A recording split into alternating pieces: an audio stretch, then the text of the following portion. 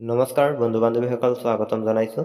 বন্ধু বান্ধৱীসকল, EMRSৰ TGT আৰু PGTৰ যি শিক্ষক নিযুক্তিৰ বাবে আমাৰ পৰা আবেদন বিচাৰিছে, সেই আবেদনসমূহ আপোনালোকে নিজৰ মোবাইলেদি ঘৰত বহি কেনেকৈ আবেদন কৰিব পাৰিব, এই আবেদন প্ৰচেছটো ষ্টেপ বাই ষ্টেপ এইটো ভিডিঅ'ৰ জৰিয়তে জনাই দিম।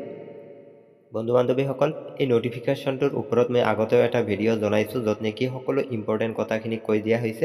আৰু যোনে আগৰ ভিডিঅ'টো চোৱা নাই, মই ডিছক্ৰিপশ্যনত লিংকটো দি দিম, আপোনালোকে তাতে গৈ আগৰ ভিডিঅ'টো চাই ল'ব। আৰু এইটো ভিডিঅ'ৰ জৰিয়তে আবেদন প্ৰচেছটো জনাই দিম, লগতে ইম্পৰ্টেণ্ট ডেটছখিনি জনাই দিম, আৰু টোটেল ভেকেঞ্চি কোনটো বিভাগত কেইটাকৈ আছে এইখিনি কথা জনাই দিম।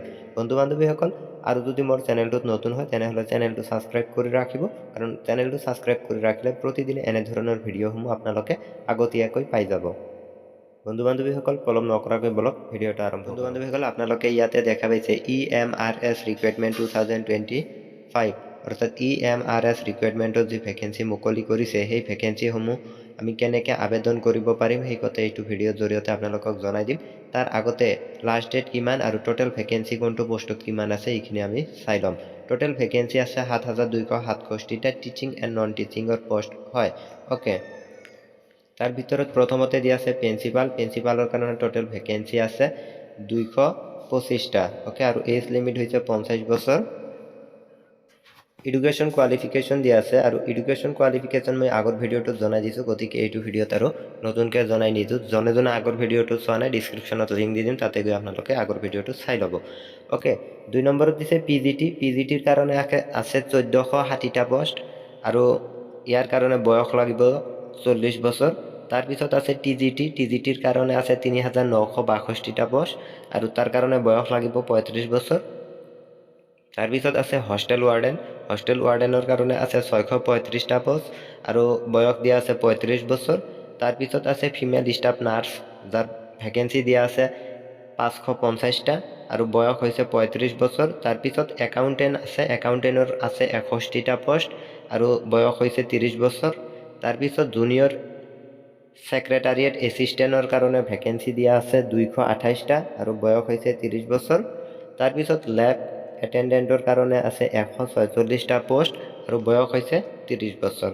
অ'কে, আৰু যি এইজ ৰিলেক্সেশ্যন, সেই এইজ ৰিলেক্সেশ্যন হিচাপে যিসকল SC ST তেওঁলোকৰ 5 বছৰ বাঢ়ি যাব, OBC 3 বছৰ বাঢ়ি যাব, PWD যিসকল তেওঁলোকৰ 10 বছৰ বাঢ়ি যাব, PWD আৰু OBC যিসকলে তেওঁলোকৰ 13 বছৰ বাঢ়ি যাব, PWD ST SC সকলৰ 15 বছৰ বাঢ়ি যাব। অ'কে, আৰু এপ্লিকেশ্যন ফিজ মই আগৰ ভিডিঅ'টোত ধুনীয়াকৈ জনাই দিছোঁ, আগৰ ভিডিঅ'টোত চাই ল'ব। অ'কে, তাৰপিছত আপোনালোকে অনলাইনটো কেনেকৈ কৰিব সেইটো জনাই দিম। তাৰ আগতে জনাই দিছোঁ ইম্পৰ্টেণ্ট ডেটছখিনি। ইম্পৰ্টেণ্ট ডেটছ অৰ্থাৎ ষ্টাৰ্টিং ডেট হৈছে, অনলাইন আৰম্ভ হৈছে 19 ছেপ্টেম্বৰ 2025, আৰু লাষ্ট ডেট হৈছে 23 অক্টোবৰ, অৰ্থাৎ 23 অক্টোবৰ লাষ্ট ডেট। মাজত মাত্ৰ আৰু 17টা দিনহে আছে। অ'কে, আৰু আপোনালোকে এপ্লাই কেনেকৈ কৰিব ইয়াতে চাওক।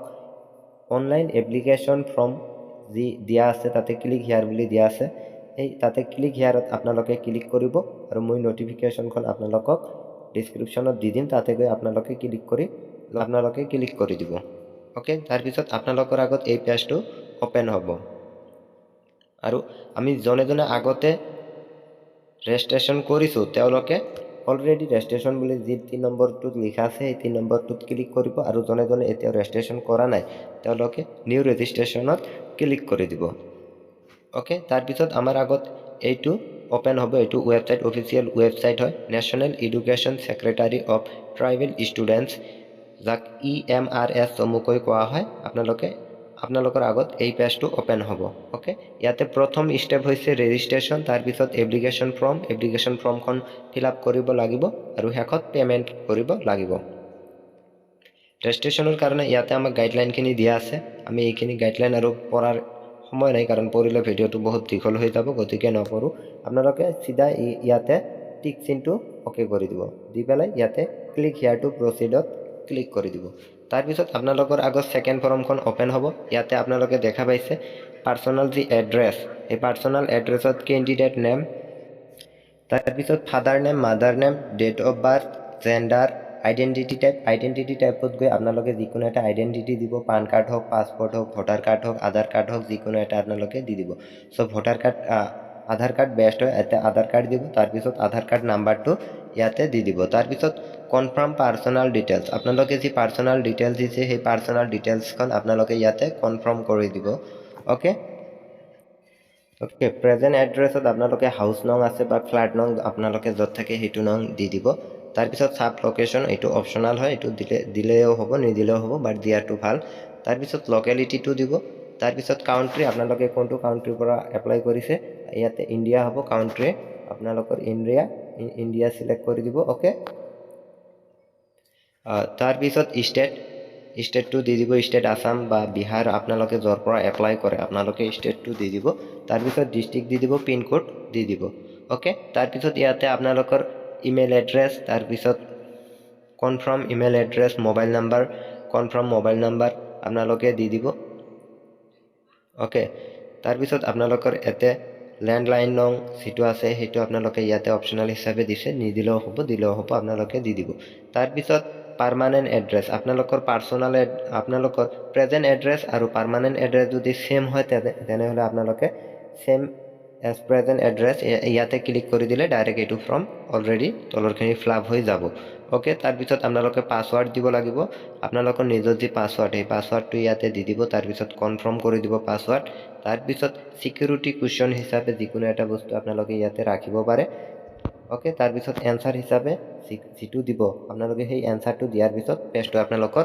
ওপেন হৈ যাব লগইন হ'ব তাৰপিছত আপোনালোকে ইয়াতে ক্যাপচাটো দি দিব ওকে দিয়াৰ পিছত আপোনালোকে সাবমিটত ক্লিক কৰি সাবমিট কৰি দি দিব ওকে তাৰপিছত আপোনালোকৰ আগত যেটো পেমেন্ট সেই পেমেন্টৰ ফৰ্মটো ওপেন হ'ব আপোনালোকে যেটো দি পেমেন্টটো কৰে ইউপিআই হোক বা debit card credit card bank debit card য'ৰ পৰা ক্ৰেডিট কৰে আপোনালোকে পেমেন্টটো কৰে সেইটো দি পেমেন্ট কৰি দিব তাৰপিছত সাবমিট কৰাৰ পিছত আপোনালোকৰ আগত এটা এপ্লিকেশন ফিজ এটা আহি যাব আৰু আপোনালোকে সেইটো ডাউনলোড কৰি ৰাখিব পিছত কম্পিউটাৰৰ পৰা সেইটো উলাই ল'ব পাৰিব ওকে এনেকে আপোনালোকে নিজৰ মোবাইলেদি নিজে ঘৰতে বহি কৰিব পাৰিব আবেদনটো সো বন্ধু বান্ধৱীসকল ভিডিঅ'টো কেনেকুৱা লাগে কমেন্ট কৰি জনাব আৰু যদি ভাল লাগে তেনেহলে ভিডিঅ'টো এটা লাইক কৰি দিব বন্ধু বান্ধৱীসকল ভিডিঅ'টো যিমান পাৰে শ্বেয়াৰ কৰি দিব আৰু ভিডিঅ'টো চোৱাৰ কাৰণে ধন্যবাদ থাকিল জয় আই অসম